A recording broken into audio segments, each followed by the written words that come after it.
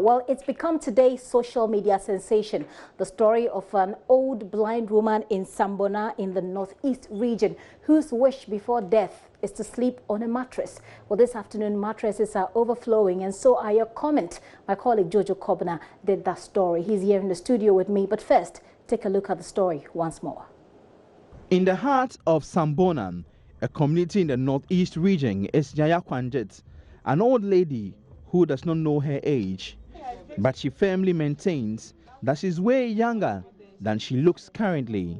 She blames poverty for draining all youthful juices in her, leaving her blind and old. She lost her sight after giving birth to her second child. Yaya lost her husband and recounts everything took a downward turn. She tries to define what poverty means to her. Farane ka di fara ka hanyo mata bayin no fara mangena ala hasiare baka hasiana hanu be ketira pon ni kwa fana kare mo ma yenu ta hamba kufuni ko kunyo yenu mo pango tu ye ma yenu na ulona mu kama ngalwa se fa kanyo ne ngabo nywanga ko luo bungbara ipo mungbara ta bani kinta to banku. Poverty is when you depend on people for everything. Poverty is when you want to eat banku and fish, pussy, drink malt, and any other drink, but you don't have the means. That is what I consider poverty.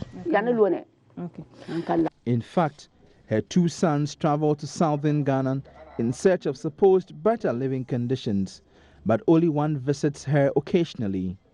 Many times she is left to battle life alone.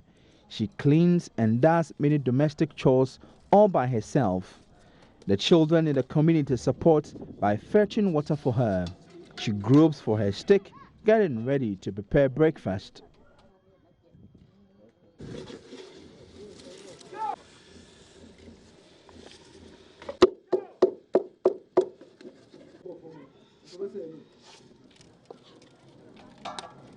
She plants her own okra and periodically gets maize from her son and sometimes people in the community. But there are days that Yaya Kwanjit goes without any food. There are days I have nothing. Sometimes the people of this community assume I'm okay. Those are the days I have nothing but depend on water. God always sees me through. Although she has not seen her second son for several years, she holds no grudges. Rather, she blames his long absence on poverty.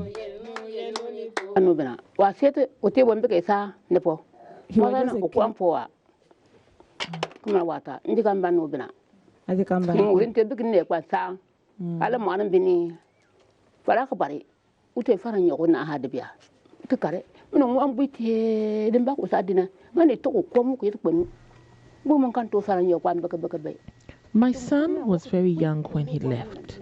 This community is very poor. He had no choice but to leave. I learned he has a family down south, but he has never contacted me. I don't blame him. I know life is hard down south.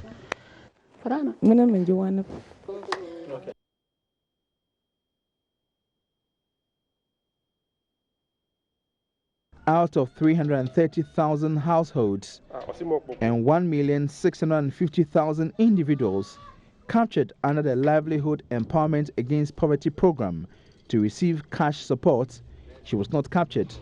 In fact, out of 2.4 million people identified as extremely poor in Ghana, 750,000 of them are not on the LEAP program.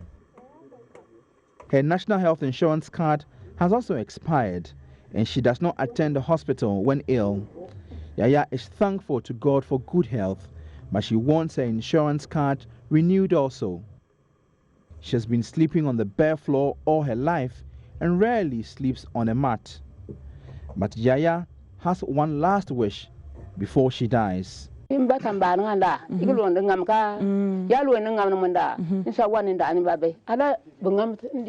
I die, I want to also sleep on a mattress. Now, I don't even have a mat.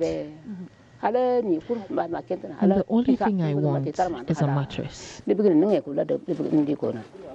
To improve her life, the East Gonja district should strongly consider visiting her and capturing her on the LEAP program. She's grateful that the news team visited her and sends us off with a prayer.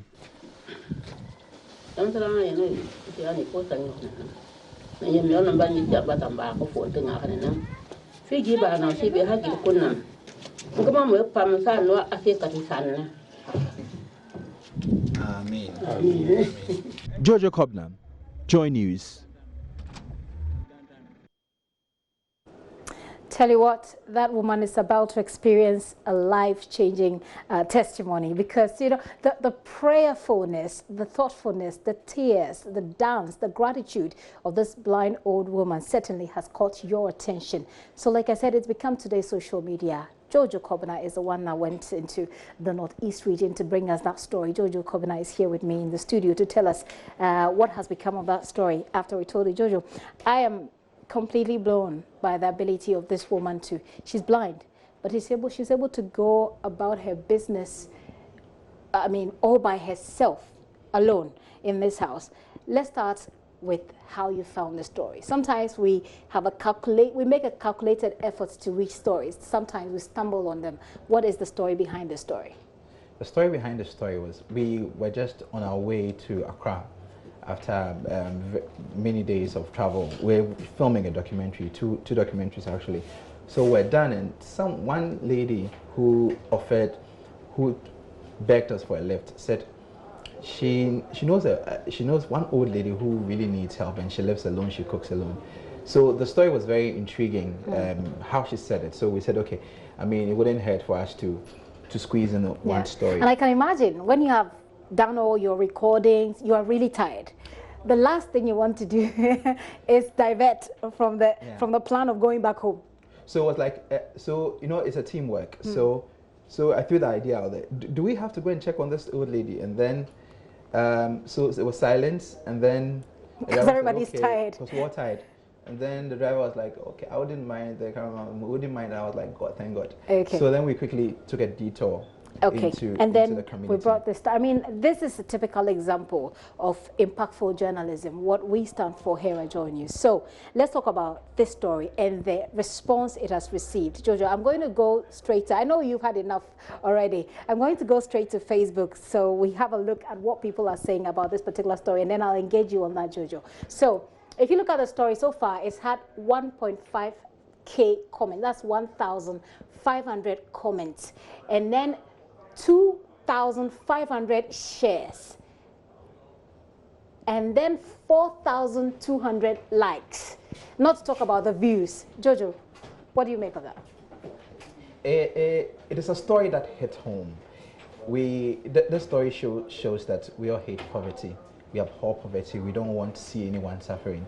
And so I knew that Ghanaians would react, but the extent of the reaction is what is shocking me, because since the story was posted, we posted the story last night, and this morning my phone has been ringing like non-stop. People wanting to know how to help, people wanting to bring items, people donating some money, people sending money, people asking how they want to help, people even saying that they want to help the woman for the rest of her life, people wanting to even donate 300. There was this one particular lady who wants to donate 300 Ghana cedis for every month to the lady, because you know she was not captured under the LEAP program. Yeah. And so she is saying that this money would be her LEAP money. Okay. And that's why I'm bringing this conversation to the root of the problem. The root of our reaction is poverty. Simple. And she has her own definition of poverty, which makes a lot of sense, Jojo. How is it possible that someone like this will not be captured on the LEAP program? Did you get any explanation to this? You know, the figures, 330,000 households have been covered under the LEAP program.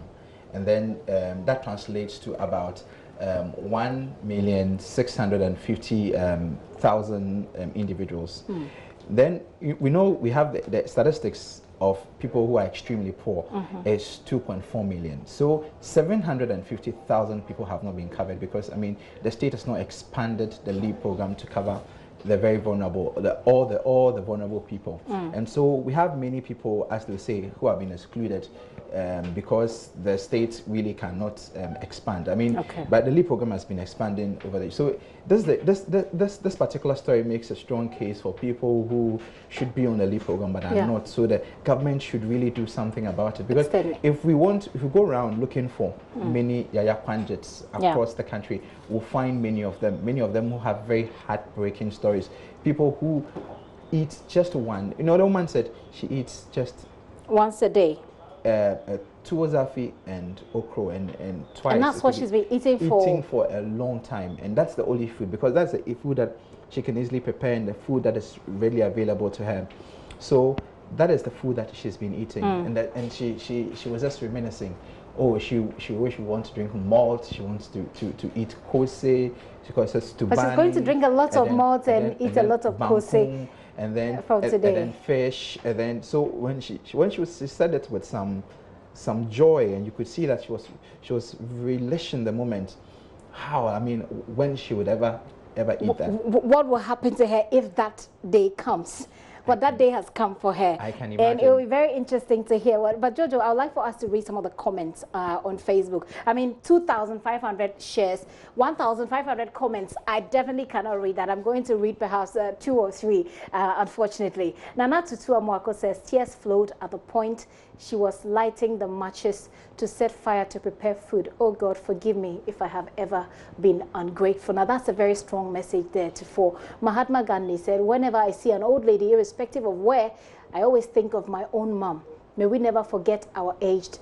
Wish I could reach out to this lady. I almost cried after watching it on JoyNews. Solomon says, I can't watch this anymore. How can we contribute and help her? Nothing is too small and nothing is too big. The true gospel is help the poor, not preaching alone. I'm in whenever there is information to get in touch with her. And this is the sort of message we've been receiving the whole day. People who want to help, people who want to support her. But Jojo, again, the bigger picture is that there are so many people like her living in this country who are not perhaps captured by the LEAP. So we've been trying to reach out to the LEAP division of the Ministry of Gender and Social Protection. We've not been successful, but we'll get to them and find out. And it'll be interesting to find out exactly what the NPP said in the run-up to the 2016 election about LEAP and about poverty alleviation. I'm sure they did something there as well. I've been trying to look it up right now, but we certainly will do that in our subsequent bulletins. Jojo, now I see the gratitude with which she dances, you know, she's dancing, she's praying for you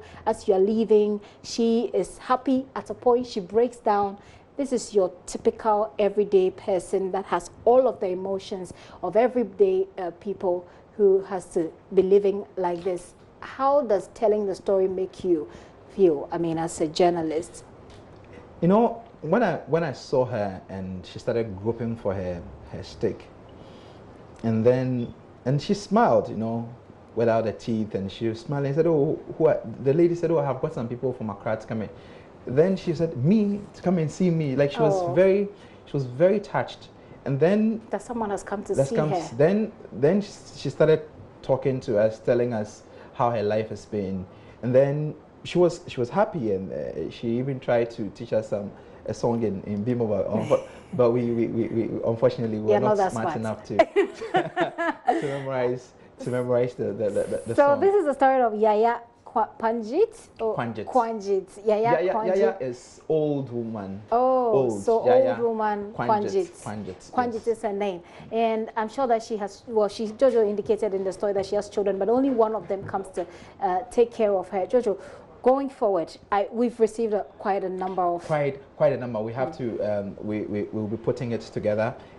Initially, we wanted to see her in the next 2 weeks, but the volume of help, we just want to quickly dash down there and make sure that her dream comes true in the quickest possible time, fastest possible time. So that is what we'll be doing. So from here, we will quickly collate and then quickly make our way to the north, and then donate, and then get her the plan. Put some money in an account where she can access them, because I mean, she has to live, I mean, for a very long time, and she has to depend on that money to live a very, at least the rest of her life should be better filled with drinking malt, filled with eating fish and kose, and everything that makes her happy. I'm really touched, and I'm sure that all of you out there watching, you can't watch the story and not be touched. I mean, for me, the fact that in her situation, she still makes time to pray. In her situation, she still makes time to laugh and dance. That is indeed an advice for all of us. No matter what you're going through, your story is not like Yaya, but they are a lot more like her. And those are the people that you and I should be looking out for. And that's what we do here at JoyNews. Jojo, any final words? So if you still want to help, you can still help. We've put our numbers on the social media platforms, and I think the director will quickly put some numbers, a number out there so that people can donate to if they really want to help her. And definitely, we would make sure that the smallest coin reaches her. It will certainly reach her, and we'll bring you the story as well of how she appreciates the help that you're all pouring in to her. I'm sure that there are other old women in her area who will also benefit from this public leap program. I'm really excited for Yaya wherever she is. May God bless her. So, and some of you have been sending your messages. I'll just read those messages and we'll call it a wrap from there. This one says, tears flow down like a river when I saw her suffering to cook. Well, she's mastered the art. I mean, you know that people who don't have sight, they do have something that those of us who have sight don't have. She's mastered the art. We should be applauding her for that as well and encourage ourselves. Says, I'm really sad and I can't stop crying. I pray that God protects her for the rest of her life, from Kofi in Sunyani.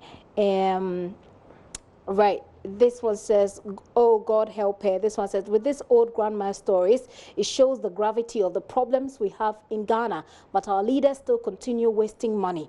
This is just one out of million Ghanaians suffering. This is a real moment of truth. Our politicians should get very serious. From Felix in Achimota. Thank you very much for sending your messages through. Those of you who want to go on and read more of the comments, you can log on to our Facebook platform and you can read all of those comments there. The story has just started for Yaya, who is going to enjoy malt, sleep on a mattress, eat kose, eat banku, and eat fish, which is one of the wishes she has before she dies. Jojo, thank you very much. Thank you. Jojo Kobna is head of our Gender and Social Protection Desk there, bringing us that story all the way from the Northeast region.